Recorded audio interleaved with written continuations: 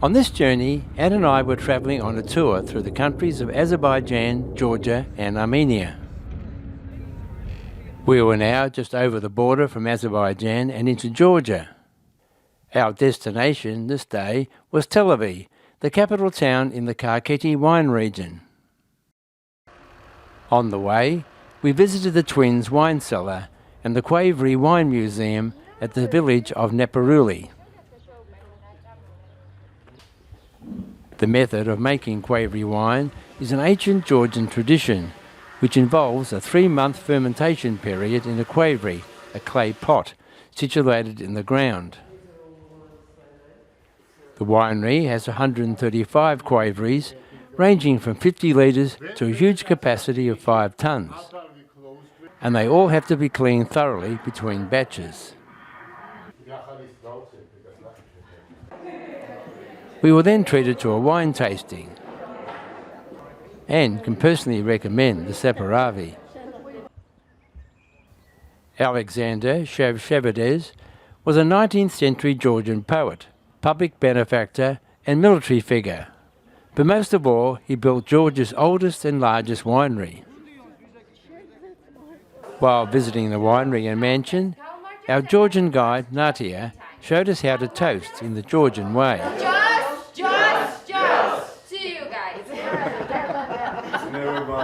Shavshevides's highly regarded dry white, Tsinsandali, is still produced there today. We only spent a short time in Telavi, but what we learned was that it was the main city and administrative centre of Georgia's province of Gergeti. We also learned that the impressive statue opposite our hotel was of Georgian monarch King Erikl II, whose reign was in the 1700s. He was born and died in Telavi and became a symbol of freedom and national independence. The statue stands proudly beside the old fortress tower.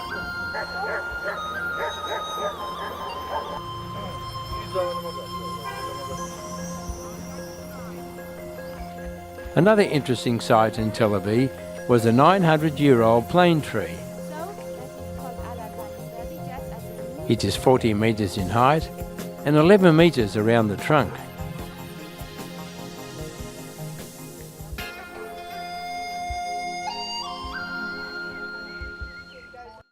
Today we were heading for the ski resort town of Gudauri via the Georgian Military Highway. On the way we visited the Ananuri fortress, which stands on a hill beside the Aragvi River. The fortified castle was built as a seat of power of the Aragvi dukes during the 16th and 17th centuries. Within its walls are 2 churches. The larger upgraded one, the Church of the Mother of God, was built in 1689.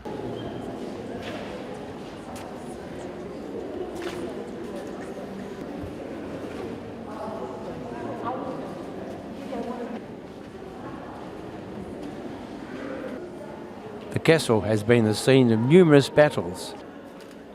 When under siege, it remained undefeated due to a secret tunnel leading down to the water, allowing food and supplies to be delivered to those taking refuge in the castle. During one siege, the enemy captured a woman named Anna, who was from a place called Nuri, and tortured her to reveal the location of the tunnel. The story goes that she chose to die rather than give the secret away. She became a legend, and the castle was named Ananuri in her honour.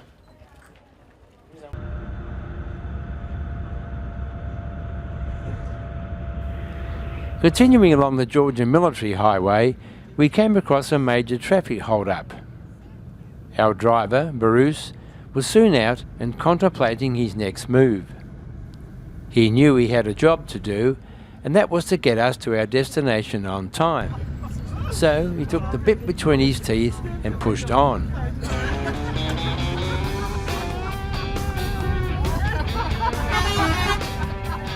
There was quite a bit of nervous laughter as we weaved through the traffic, eventually reaching the cause of the hold-up: sheep. Lots of sheep, with a few donkeys and goats among them. Here we were on one of the country's main supply routes, brought to a near halt by a flock of sheep.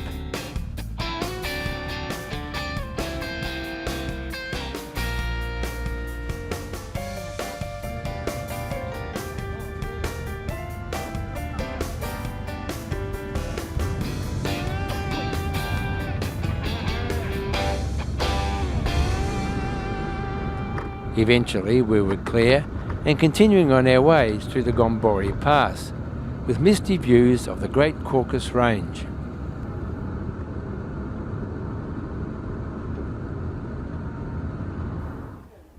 Gudauri, at 2,196 metres, is the largest and highest ski resort in Georgia. During the ski season, December to April, the resort offers high-quality skiing opportunities. The slopes of Gudauri are above the tree line and are considered to be avalanche safe. Hilly skiing provides skiers with almost unrestricted access to local mountains, with runs between 1,500 and 4,200 metres above sea level. We left our hotel at Gudauri the next morning, heading further north to the town of Kazbegi. The weather was terrible, with poor visibility.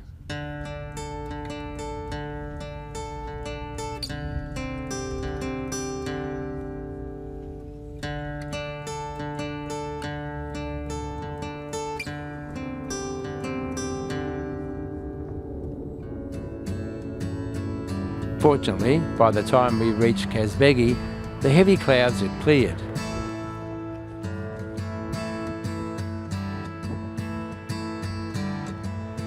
We were going up Gergeti mountain to visit the church up there. If you're keen, you can walk the steep climb to get there, but we were shuttled up to the top in four-wheel drive vans and were happy to do so. The paved road was built in 2018, but there have been some landslides since. The Holy Trinity Church is believed to have been built in the 14th century.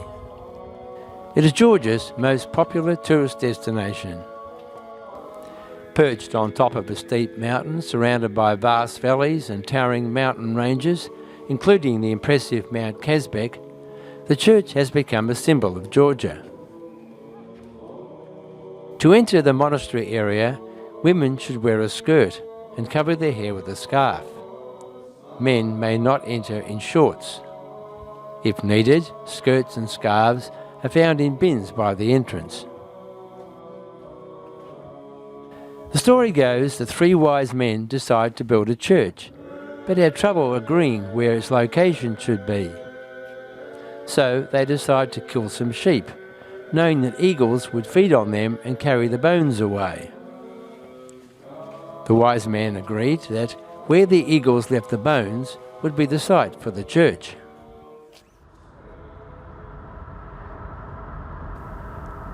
Now back in our regular bus, we followed the River Terek to the Dario Gorge, near the border with Russia. Historically, Dario Pass was important as one of only two crossing points of the Caucasus mountain range. As a result, the gorge has been fortified since at least 150 BC. Control of the pass changing hands many times during the centuries. While we were there, and just for a change, we had a look at a new church. The Dari Ali Monastery complex was completed in 2011. From there, we took a walk to Gergeti waterfall. The rocky but relatively easy track takes you deep into a gorge to the picturesque waterfall.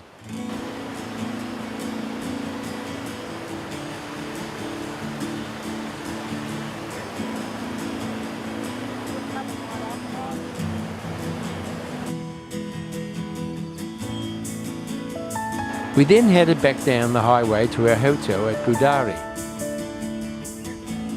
Now with clear weather, we could appreciate the scenery on the way.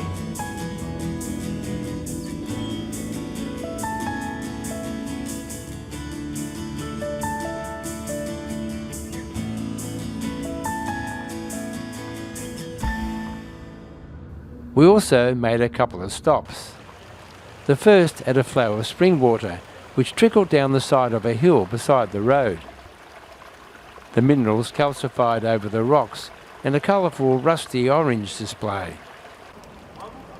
It also had a rusty taste. On we went to our next stop at the Russia-Georgia Friendship Monument. The monument was built in 1983 to celebrate the bicentennial of the Treaty of Georgievsk. Inside, the large mural depicts scenes of Georgian and Russian history. There we are having the St. George pictures, let's say so, where he is fighting with dragon, Georgian style and Russian style. You can see the difference on the traits of his face. Georgian is like more brownish colored and Russian one is with blue eyes and so on. From the balconies you can look down, straight down, at the Devil's Valley.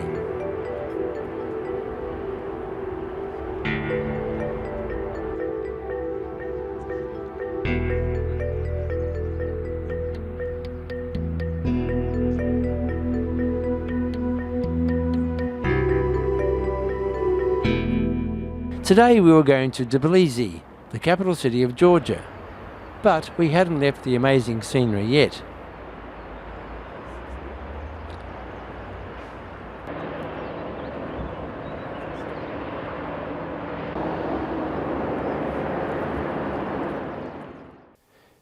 The ancient capital of Mtskheta functioned as the capital of eastern Georgia, Iberia, from the 3rd century BC to the 5th century AD.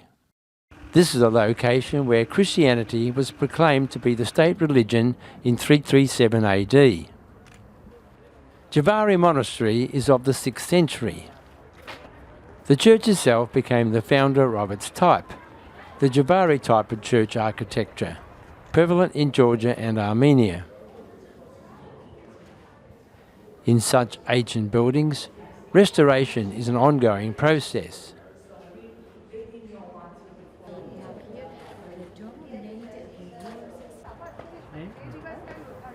From the lofty heights of the monastery are great views of Mtskheta and the confluence of the Gudauri and Aragvi rivers. Also, it was easy to see the impressive 11th century Mtskheta Cathedral, where we would visit next. The Cathedral of the Living Pillar is the main Orthodox Christian cathedral in Georgia. Within its ancient sandstone walls are the tombs of many Georgian kings, and it claims to be the burial place of Christ's robe. It was also the main place of pilgrimage on the trade route of the Silk Road.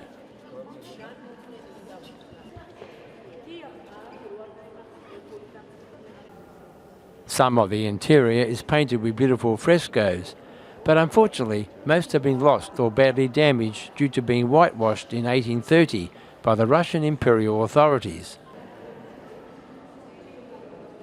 There is also a legend that a priest that had been a patron and teacher of the architect, Arsukides, was so jealous of his success that he used his influence with the king to have the architect's right hand cut off. The king was also jealous over the architect's lover, the beautiful Sharena.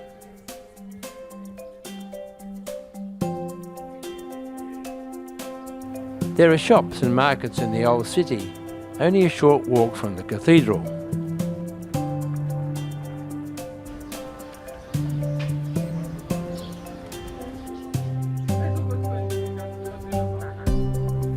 While there, we tried a local specialty, wine ice cream. It's a unique experience, as it's made on a refrigerated plate right before your eyes.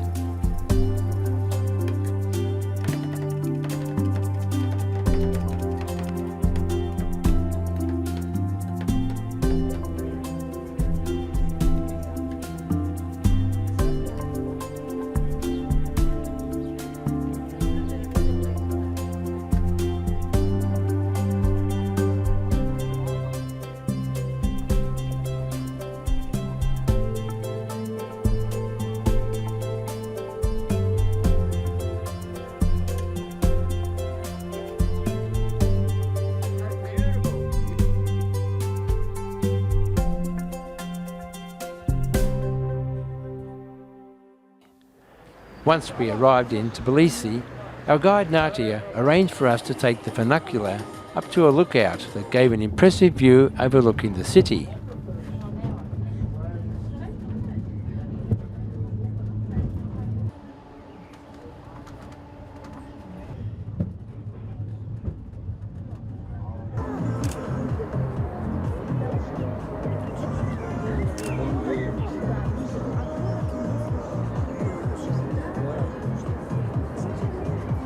Also, there was a restaurant there where we sampled Georgian donuts called ponchiki.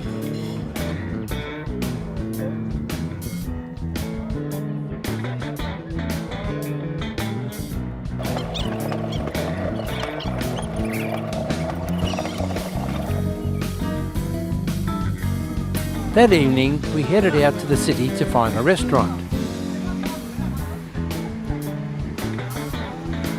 We were amused at being supplied with disposable rubber gloves to eat our burgers. Very practical though.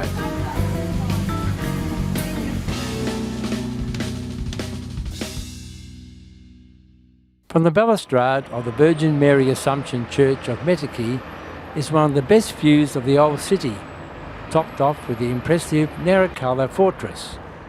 The view is shared with the statue of King Vakhtang Gorgasali, the founder of the city of Tbilisi.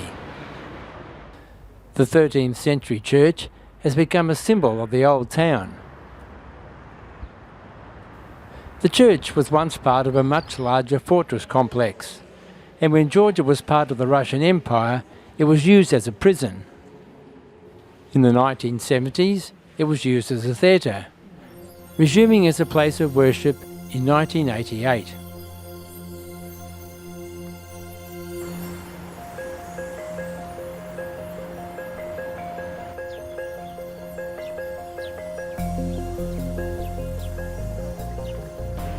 Our ascent to the top of Telavi Hill via the cable car gave us more great views of the city and its landmarks.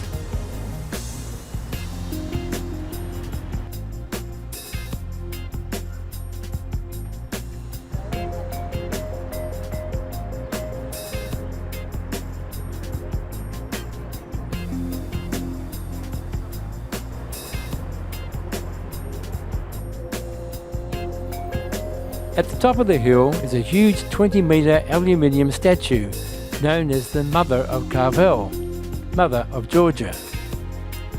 She symbolises the Georgian national character. In her left hand she holds a bowl of wine to greet those who come as friends, and in her right hand is a sword for those who come as enemies.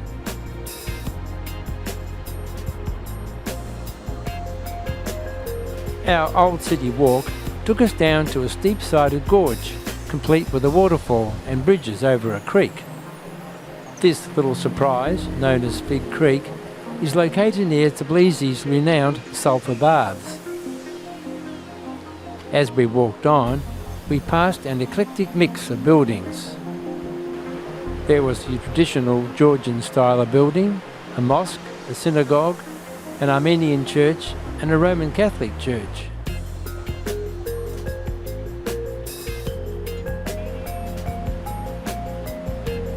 It was the falcon with its prey that led King Vakhtang Gorgasali to the hot springs, now the sulphur baths, that was a deciding factor for the location of Tbilisi, which means the warm place.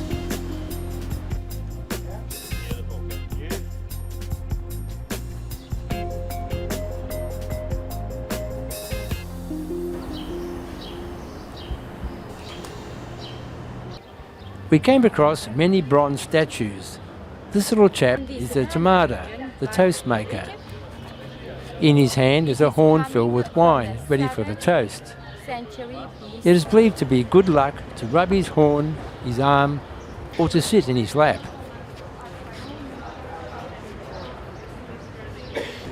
There were narrow lanes lined with restaurants, kept cool by the verandas and the lush foliage. You could spend a full day just eating, if that's what you desired.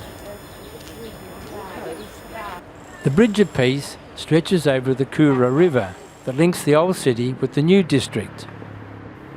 Opened in 2010, The structure of the steel and glass bridge was built in Italy and transported to Tbilisi by 200 trucks. From ultra-modern design to the quirky. Also built in 2010 was this fascinating clock tower and adjoining marionette theatre. On the hour, an angel comes out with a hammer and rings the bell. The design is the fanciful brainchild of a legendary Georgian film director, screenwriter and puppeteer. I asked our guide Natia how to say his name. Rezo Gabriadze. Well, now you know.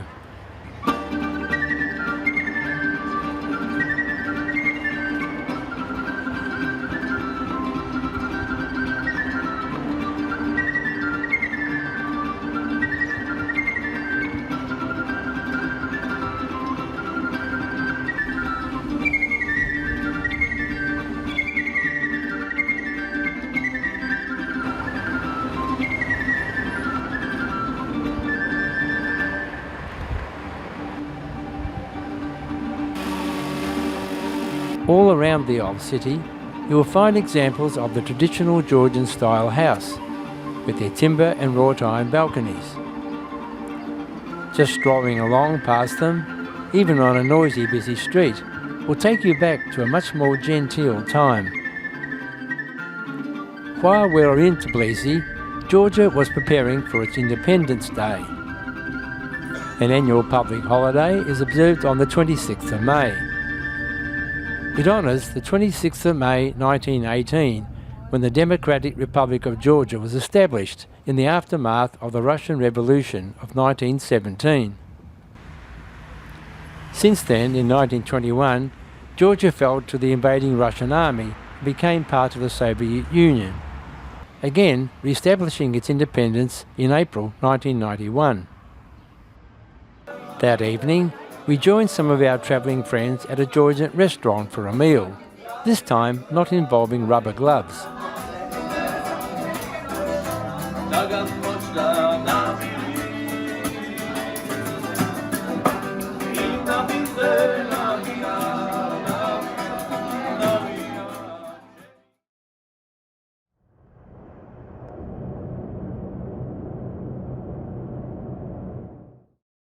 Northwest of Tbilisi is the town of Gori, where Soviet dictator Joseph Stalin was born.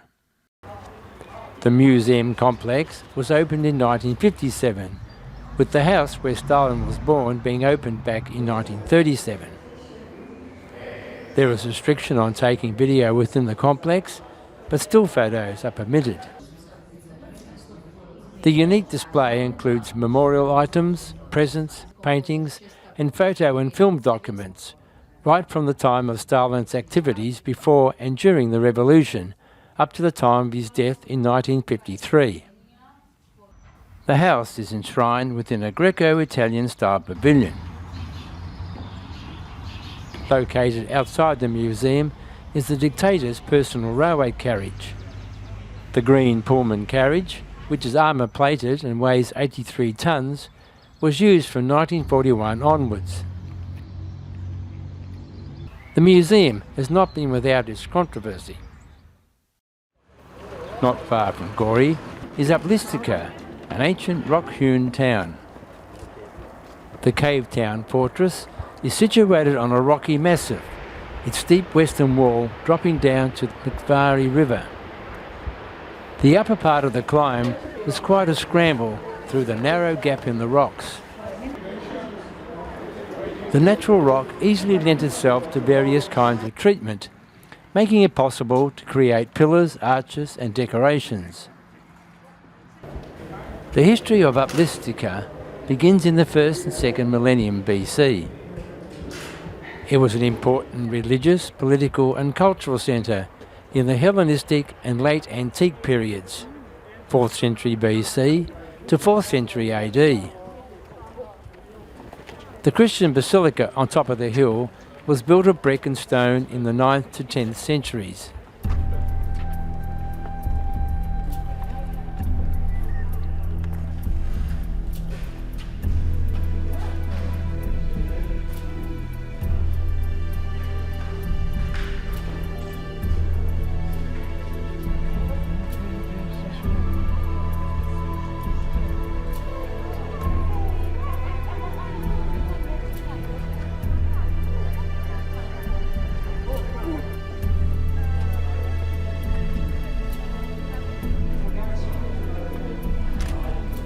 Raids by the Mongol in the 13th century marked the end of the town. Unfortunately, some sections of the 8-hectare site were completely destroyed by earthquakes in 1920. But what is left of the ancient town we found to be absolutely fascinating.